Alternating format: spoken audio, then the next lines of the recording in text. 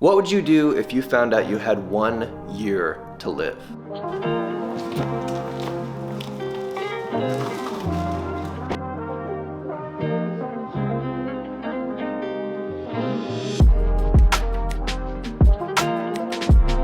Got a good one for you guys today.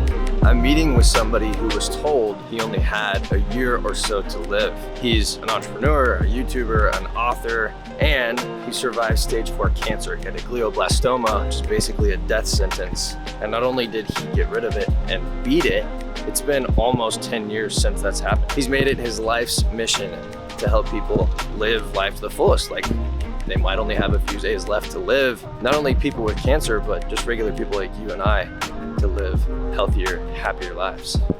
So without further ado, the one and only Logan Sneed. What's going on?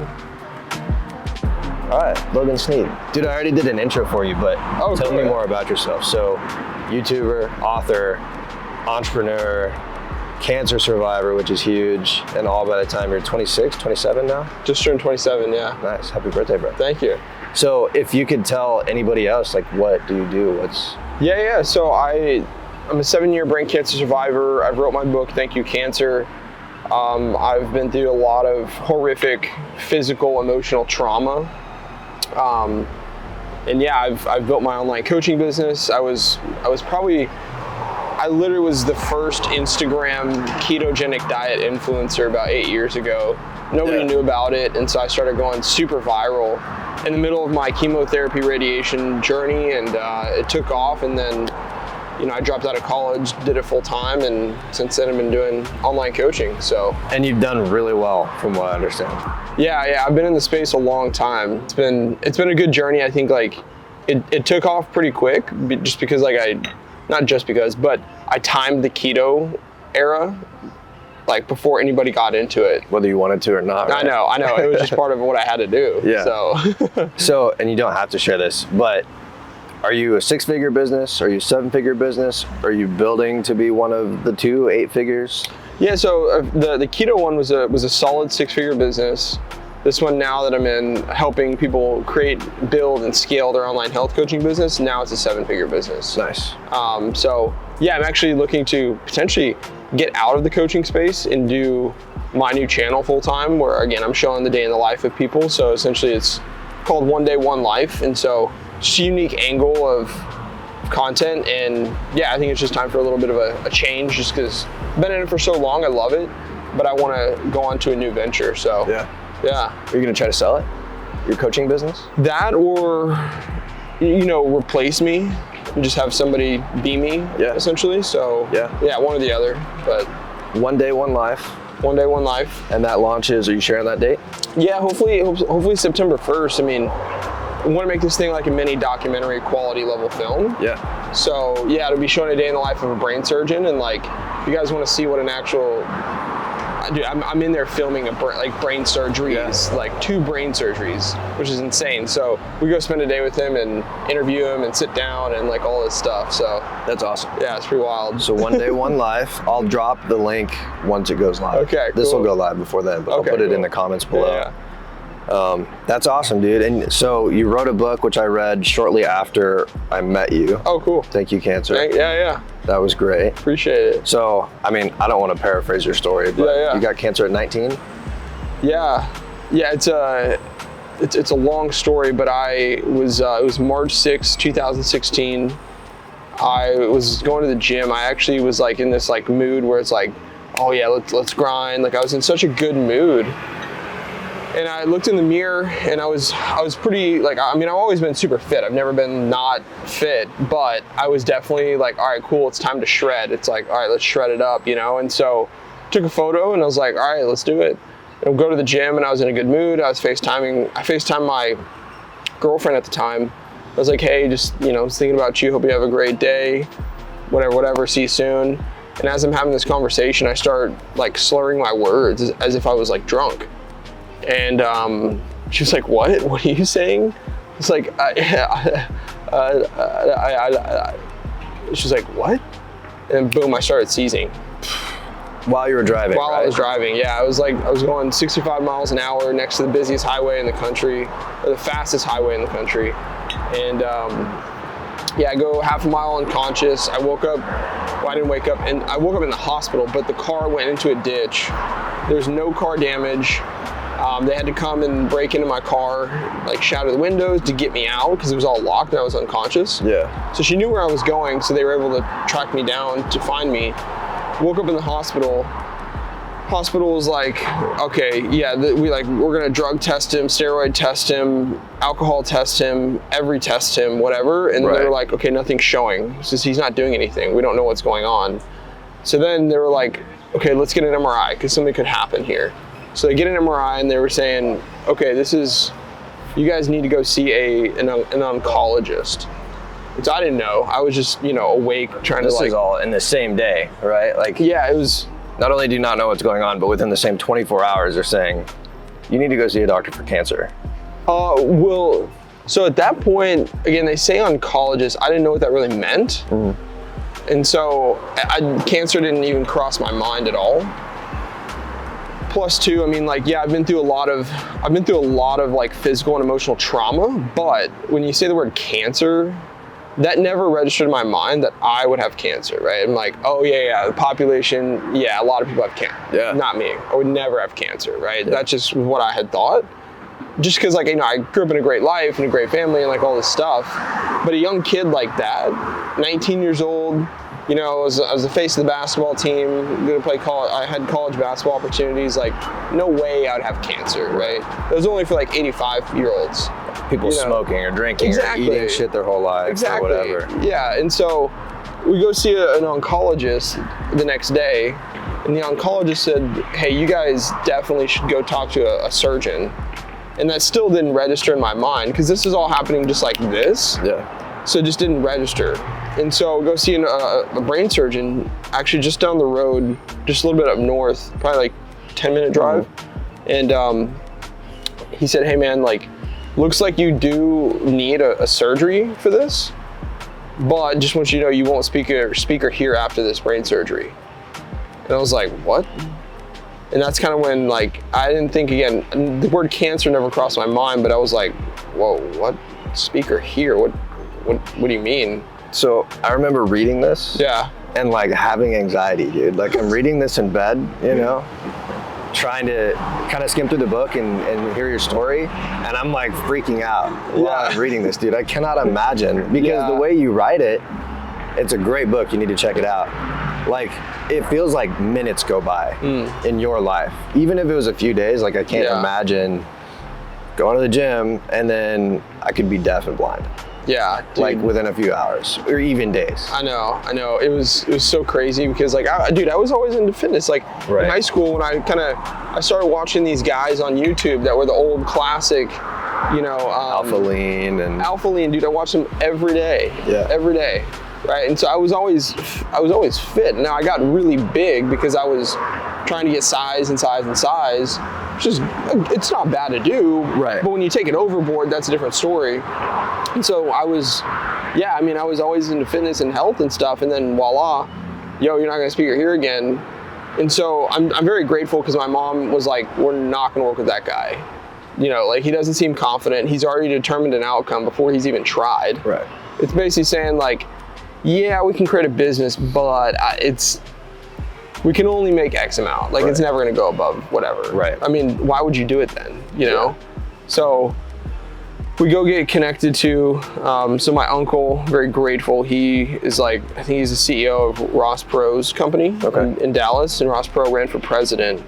And so my uncle said, hey, Ross, like, and he passed away like a couple years ago, but he said, hey, Ross, like, would you be able to contact MD Anderson Cancer Center to see if you could get, like, the best possible surgeon? And because Ross Perot has donated millions of dollars to MD Anderson, he can get whatever he wants. Right. So he calls in, was like, hey, I need the best surgeon that you guys can get, brain surgeon. And they were like, okay, we've got somebody, be here in the next 48 hours. So we go all the way up to Houston. And then I asked the guy, and I was like, yo, am I going to speak or hear after this? And he was like, oh, dude, yeah, of course. Like, this would be easy. What are you talking about? I don't know what you mean. I mean, who did somebody say? I was like, yeah, this other surgeon said no. He's like, no, don't even worry about that. Yeah. I mean, he was making such a bold, guaranteed claim that I was like, okay, he has to be 100% confident to make that claim, not like 90%. Right. And obviously it worked, you know? So we go in and we do the surgery the next day. It was like, I think it was 5 to 6 hours or something.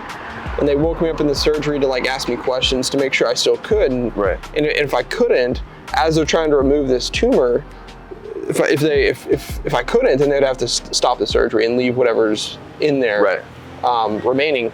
So thankfully they take the whole thing out. They come back and he's like, yeah, it's all gone. It was a 100% perfect surgery. Everything's good to go. You know, is there any questions? And I was like, no, okay, this is dope. I was like, this is a sweet story to tell one day. Life goes on, nothing bad out of it. I feel great, you know? And so I didn't understand, like I still didn't get everything. I didn't understand, oh, you gotta come back for a diagnosis and see what's going on. Watch it like, for at least a year, like all these other things. Yeah, like I just didn't get it, because when he says, oh, it's 100% gone, I'm like, cool, gone, right. Life goes on, that's it, done, right? And so I come back, I think about a week or two, and the lady was like, yeah, you've got a stage 4 glioblastoma tumor. Your life expectancy is a 1 to 10 year window. We'll try to do what we can do. You know, we'll give you chemo and radiation, but that's about it. And that was a moment where I just like got shot in the face. It was just like, good luck. Like your life's done. You can just, you know, live it how you want for as long as you can try to. Right. You know, it wasn't even like, well, let's go beyond the norm of like chemo and radiation and let's just try something even better. Like that had never even crossed her mind. And my dad said like, should we try something as far as, you know, not eating sugar, you know, eating, you know, I don't know, broccoli, like what could he maybe do in that sense? Because we all have to eat food. It's not like he's gonna stop eating food. What can we do in that? And just letting it's just ambiance. Yeah, just like the sound pass. And she was like, yeah, well, that's not gonna help or hurt. So it doesn't really matter if he, you know, eats this or eats that. And he was like, bullshit. Dude, it was a complete joke. That is bullshit for any and everything. I mean, we could have filed a serious lawsuit, because when you say that, I mean, what's the point of your job then? Yeah. I mean, I can just go get chemo and radiation like anywhere. Like, what's the point of your job? I mean, I already knew that since I was a young kid. Right. You got the most difficult job in the world, and you just say chemo and radiation, and that is it? I mean, I knew that when I was 2. Right. They've had it for years, right? So my dad was like, so he could go drink beer and he could just have a bunch of trash burgers and this will not hurt or help him at all. Is that right? She was like, yeah, it's not gonna, I mean, yeah, that's fine. Like, it's not gonna do anything. And I was like, all right, this is ridiculous. So we walk out and I was just so weighted down. I just couldn't I still couldn't register everything. And I had like texts from everybody like, okay, how did everything go? What's the diagnosis? I had a girlfriend at the time. I don't know how am I gonna tell her that? And so I was at this point in this 1 to 2 week window where I just felt like, I felt almost like out of the world, just because like, when you go and tell people, yeah, it looks like, you know, I'm gonna be dead soon. Like, how is that gonna help? That's not gonna help them. Right. So nothing good is gonna come out of that. Now, it doesn't like, okay, am I gonna go make new friends? Oh, by the way, it's good to meet you. They said I'll be dead in a couple years. So anyways, it's good to meet you. Like, we can hang out for, I don't know, a week. Yeah, it's like, yeah. I mean, I just felt like completely out of the world. So I had a friend reach out to me and he said, hey, I wanna go paddleboarding with you to tell you about something. I was like, all right, whatever. I mean, I got nothing else to do. And so I was actually out here, right over there, just down on the water. And he was like, hey, have you heard of this ketogenic diet? I was like, no, I've never heard of this. What is this? And he said, well, it's a high-fat, medium-protein, low-carb diet that has been shown to either shrink tumors, prevent tumor regrowth, cure seizures, is how they discovered it. They treat people with depression and anxiety. And then if you want to lose fat, that's another additional add-on to it. And so I was like, whoa, okay, this is crazy, because I was trying to reduce body fat before I had the seizure. I had a seizure, right? So I got to get rid of that. You know, tumor's gone, but I want to prevent it from coming back. I have a lot of anxiety, so I need to get rid of that. No shit. I'm like, all right, this is perfect. I'm like, I'm gonna go all in. So I just I stayed up till like 3 a.m. that night just searching the ketogenic diet, and there wasn't much to see just because, again, it was 8 years ago. Right. And no one really knew about it. And so then the next day I was like, okay, it just said have, sausage, eggs, avocado, broccoli. I was like, that's freaking good. It's like, I don't mind eating that. Right. And so then suddenly I started doing it, and I started getting super, super shredded. And it was at the point where I was like documenting it on Instagram, just showing like a before and after of my chemo. Well, not before and after. It was like me showing chemo while I was doing keto, and what these photos looked like and all this stuff. And people were just like astonished of like, what is this? You're doing this keto thing while you're doing chemo and radiation and all this stuff. And I was like, yeah, I don't know. I don't know much about it, but it seems to be working. Yeah. And so people were just like, what is this? What is this? What is this? And I was getting a ton of hate, but I was getting a ton of like, wow, I want to hear about this, Right. And the reason I was getting hate just because people thought that I was making up this fake diet just out of the blue for marketing reasons, right. And I wasn't. And some people didn't even believe that I had this diagnosis. Some people thought it was fake. And so it was very hard, but I then started a little business in this. And I told my girlfriend at the time, I was like, hey, like, I'm gonna build this up. I got a new journey. I'm gonna be fine. I'm gonna follow this keto diet like to the T. And when we're done with college, like we'll just go travel the world and everything's gonna be great. And then, it started really taking off. I started going, like, there was viral posts. I had 10,000 likes on some photos, and it was really, really ramping up. And so I was making great money, and I was like, look, I'm about to, like, I could drop out because I've got enough money to live on my own. So funny enough, not funny, but at the time we dated for 4 years. She broke up with me over a text message in the middle of all this, and I never saw her again. And it was a very, very hard moment.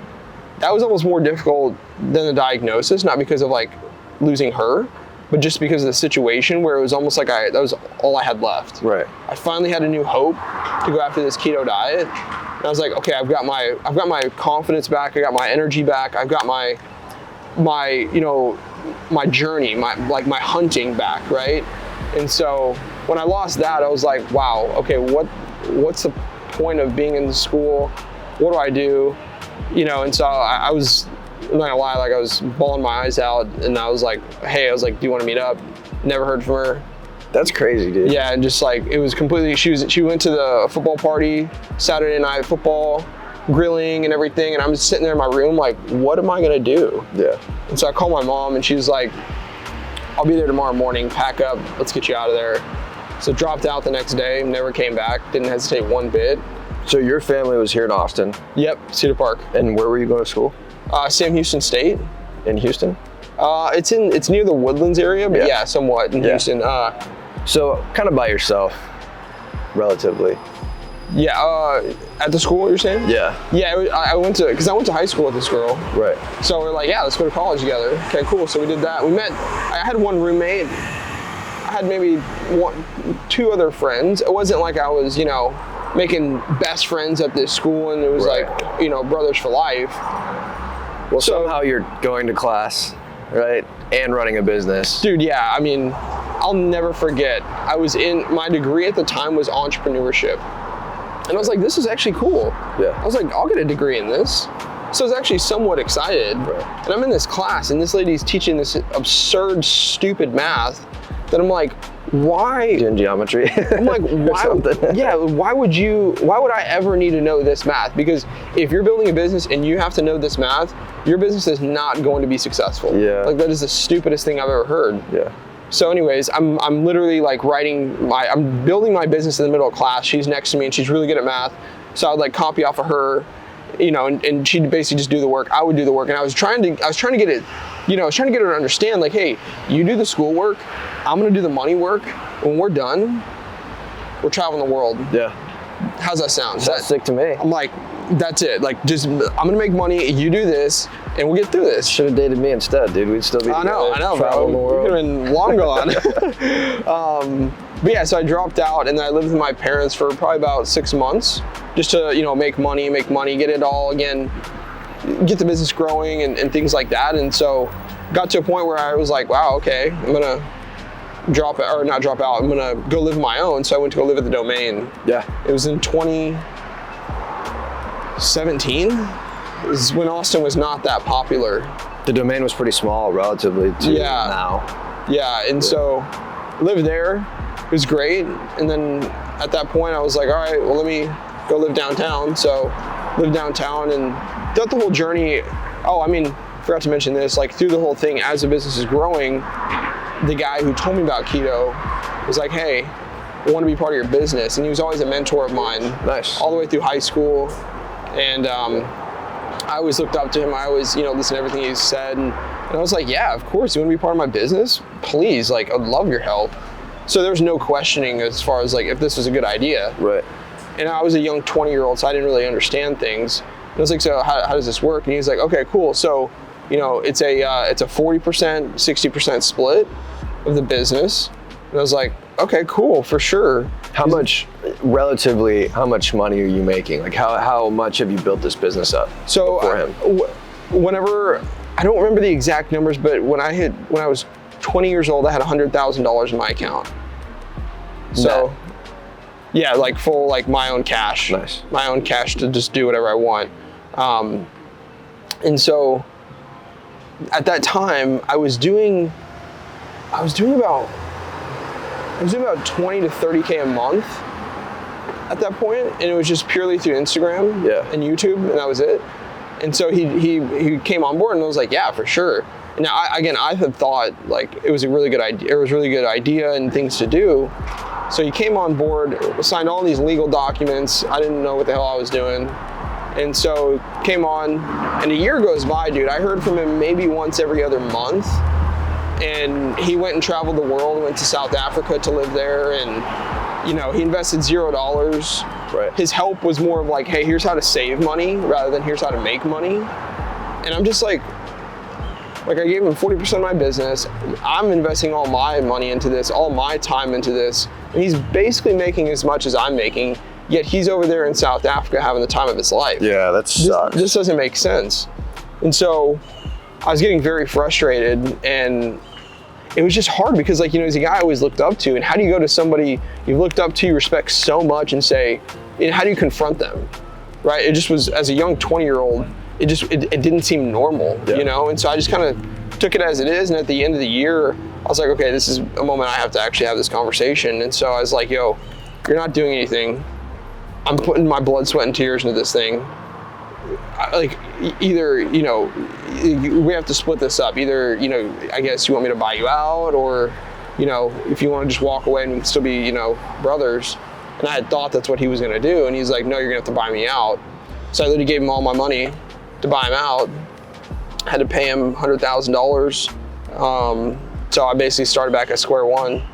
So at that time I was like, oh, okay, well, now I got to go all the way back up and start making all this money. And so I did. And then now I got a new business partner. He's, been a supporter since day one. And over the years, that's when we transitioned into coaching the health coaches and life coaches and those things. And so, I wrote my book, Thank You Cancer, and now I've done public speaking and been on tons of podcasts. And there's no tumor there, nothing's there. So it's been almost 8 years. It's like 7.5 right now. That's crazy. I said almost 10 walking up, but that's crazy. Yeah. That's crazy. Basically, it's going to be coming on year 8, so nothing is there at all. So the business, a lot of people that follow this channel are like us, right? Like they have a business or they're building a business, they're into fitness, athletes, whatever, which is why I talk about the business. Yeah. And then just enjoying life. So he's out there enjoying life. What are you doing? You're just here working? Yeah, as far as like my day-to-day stuff. Yeah, dude, I love the journey, right? So that's why it's like, I don't even call it working, right? If you really love what you're doing, you're not really working. Once you get to a certain point, because I still think you have to build it up, right? Like you put all those years for sure. building this business to be able to do something that you want to do, travel and see the world and whatever. Totally, yeah. You do have those periods where it's like, okay, you got to really just grind. And now my living life is, I live downtown Austin. I walk anywhere I want. I might be going to Sweden in the next couple weeks for fun to meet a girl. And friends there, and still doing business. So it's, that was always my dream, is I want to work for myself. I want to be able to travel the world, and I want to make money doing something I love, and that is it. And if I can figure that out, I'm beyond happy. And honestly, like, yeah, okay, I want to make millions of dollars, but I'd rather have that ability to travel the world, do what I want, work when I want, where I want, how I want, that versus making, you know, X amount of money. You see what I'm saying? So that's more important than the money to me. But yeah, I mean, I love it. I just, you know, grind as always, but it's fun. We'll have to talk more on the way. Have you ever boxed before? Dude, I just did jiu-jitsu. Nice. In LA with this guy who's insane. Nice. And we actually like did a jiu-jitsu fight. Hell yeah. So I didn't do boxing, but I did jiu-jitsu. All right, so. Oh, I know. We're gonna go down the road, do some calisthenics, and he's a jiu-jitsu pro, so good thing he hasn't boxed. We're gonna hit some pads. He's beat cancer. We'll see if he can beat some pads up, and we'll continue the conversation on the way. All right, let's do it. All right, so you built your whole business starting with fitness. What are some of the like biggest fitness things you've done? Yeah, what do you mean, as far as like workouts or like? Yeah, or what do you like to do normally? Dude, so I like doing a little bit of everything, to be honest with you. I run, I do high intensity, I do a lot of lifting. Yeah. One of the most intense things I ever did was I saw a friend randomly at a coffee shop, and I was like, how are you? Good to see you. He's like, yeah, we're doing a 50-mile run tomorrow if you want to join. Is it Steven? No, it was my longtime friend. I was like, bro, I'm not doing that. He was like, no, join me. And I just did it for fun, and I was doing a carnivore fasting challenge in the middle of that. Chris. And so I lasted for 30 miles, and we did it on this trail. That Holy was, fuck, dude. That was the most intense one, asshole. yeah. I trained for an Ironman, and I couldn't do 15 miles. Dude, it was insane. Okay. So running, jiu-jitsu, lifting, and you're what, 6 feet tall? 6 feet tall. He's a pretty big dude. It's kind of hard to tell because I'm about 170. Yeah, 170 pounds. Pretty big dude. So we're gonna do some boxing. All right, let's get to it.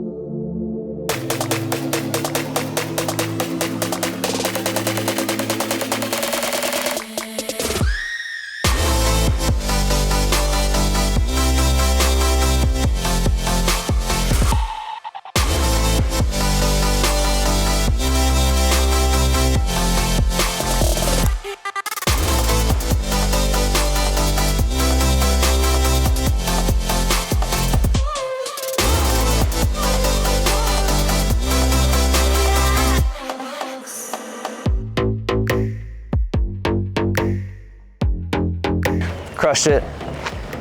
We talked about the YouTube channel. Yeah. You got a bunch of episodes coming up. Yeah. What's next? Is YouTube the next thing for you? Yeah, it's the next thing. It's a big venture just because, like, you know, I feel like all the connections that I've built up over these years is finally now coming into play of like, this is why I spent all those years, you know, trying to grow and make money and to get connections, like all these things. And yeah, it's coming into play. I'm building a journal with it and those things. So traveling the world, shooting videos, living life. So you talked about kind of some of the struggles building your first business. Yeah. Let's start with this. If you could go back and give yourself advice or give someone advice starting out new, what do you think are like 3 really important things to building a channel or a business? I think a lot of times one of my biggest things was like, I was in the mindset of just get it done, which is good to have, but then again, getting it done doesn't mean it's done right. Right. And so where you go with that is like, look at a problem, not like, oh my gosh, it's not working. Look at a problem of like, okay, why did the problem happen? Like, what can we do to fix this, right? And it's not that I didn't have that mindset, but it's just like, a lot of times people try and build something and they don't focus on the problem. Well, they try and avoid the problem, you know? And for you, it made a lot of sense because you had this thing to kill and to beat. And so that's how your business came about, right? Yeah, yeah. If you didn't have that, where do you think you would be? I still want to build my own business because I actually started a little thing in high school with my dad. It was a little supplement company. Yeah. And it was actually doing pretty well. But then again, this whole thing happened, so I had to change my diet, and so I'm not going to take those products anymore. So I was like, all right, we're just going to sell this thing. So we sold it. So I was going to build a business regardless. I just didn't know definitively like what it was. I actually always wanted to be the next Tony Robbins. You still doing that? Well, I mean, my goal is to public speak and like not necessarily like, oh, I got to be like Tony Robbins, but just like, you know, have a story. I always wanted to have a cool story, to be honest with you. Before this all happened, I just didn't know what the story was going to be. Yeah. I'm not saying I wanted horrible things to happen to me, but sometimes they need to, I guess. Yeah, I mean, it happened for a reason, you know, it's proof. So, but so having horrible things happen, You talked a lot about, obviously, your struggles with cancer. Let's talk about a day-to-day basis. Yeah. What do you do? Do you have bad days? Yeah, of course. What do you do on bad days? When you don't want to hit the alarm clock, you don't want to get up. You've even got this business, which I know from experience, like having a business doesn't just give you the power to get up and do shit. I mean, when you've had it almost all gone, your value of waking up is much more valuable, right? It's like, do you want $1 million or do you want to wake up tomorrow? And everyone will choose waking up tomorrow, right? And so because I've had it all stripped away before, I know what it's like. And so I'm gonna value every second I possibly can. It doesn't mean I don't have anxiety, trust me. Like a lot of things I'm doing that causes a lot of stress. Yeah. But when you look at the bigger picture, it's like waking up today to do something that kids always dream of and that you've dreamed of for so long. Take advantage of it, maximize it. So what are some tactical things that you do when you have that day where you're like, fuck it, I'm not getting up today? I don't know, dude. I think it's like, I don't want to say I'm so competitive, but when you're around the people who are doing the things, it's like, okay, do you want to be the 1 out of the 10 that's just going to stay in and sleep in while everyone else is doing something? The weak link? Yeah, exactly. It's like, being the weak link, it's, I think, honestly, I think a lot of the trauma that I've been through has created a lot of this, and it's trauma beyond health and physical. It's a lot of emotional stuff. Yeah. And so they say, like, when people have gone through something, this is what creates that competitiveness, that grind, but trauma to a certain level, right? And there's different health concerns for certain trauma, but yeah, I mean, what I do is I just wake up, I immediately go to the coffee shop. That's one of my tactics, is like, I don't do morning routines really. I just wake up and I go to the coffee shop. Because I'm there early before everyone else, it gets the drive going, right? And I'm already like, work schedule is ahead of, my own thing and ahead of everyone else's. Yeah. So it just reduces stress. I don't know, I get it done. And it's more simple, so. Getting shit done. Getting That's it done, the motto. Dude. What time do you wake up? I wake up at like 7. Not too bad. Yeah. You're not like a 4 a.m. grind? I used to. What time do you go to bed? It can range from like 10 to 10:30.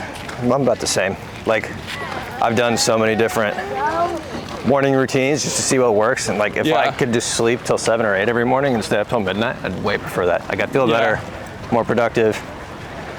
So you don't have to get up at 4 a.m. No, you don't. Like, dude, the sleep is so much more valuable than saying you wake up at 4 a.m. Like, I mean, that was one of the things that I didn't get. I was like, I have to wake up at 5, so I did it for a long time. Yeah. But it's like, I'd rather feel good, sleep in 2 hours, than wake up at 5 and not feel good. It kind of negates the whole reason why you're doing it. So, what about your diet? So you talked about keto, and then I know some studies came out where they're like, cancer is basically just going to feed off of whatever's there. So the keto diet is not going to be beneficial. What did you switch to? What did I switch to? Yeah, what are you doing now? Oh, so I do keto on and off. After like doing it for 5 years straight, it was good to take a break. So I do it on and off. Like last night I didn't have a keto dinner, but the lunch was, and the past 2 days before that were keto days. So I'm in a very balanced diet, right? Very quality. I do eat out, I do enjoy life, but I'm always conscious of what I'm eating. I don't, eat trash. Yeah. So, yeah, I mean, salmon, sweet potatoes, eggs, organic sausage, steak. Still pretty similar. Yeah, it's very, very similar. Just all adding carbs, like some fruits and stuff. Right. So, yeah, it's good. I just feel like there's more variety now that I can have, just because I'm so long beyond my journey, So, yeah, no, I enjoy it. I love it, dude. Well, guys, if you didn't know what you would think about if you had a year left to live, there's some insight into it. Keep going. Keep going. Just focus on like the problem. I mean, the most successful people, they have the ability to focus on a problem. And I mean, focusing like where they're trying to solve it. It's like Albert Einstein, right? Like he's failed 10,000, or the light bulb, right? It's 10,000 times failing, but then got it. Yeah. Right. So if he didn't focus on that problem, we wouldn't have light bulbs. Wouldn't have light bulbs. Wouldn't have Logan. That too. All right, brother. I appreciate it. Cheers. Sick. I'll drop all of Logan's stuff below. As always, guys, go get some shit done. Never rest.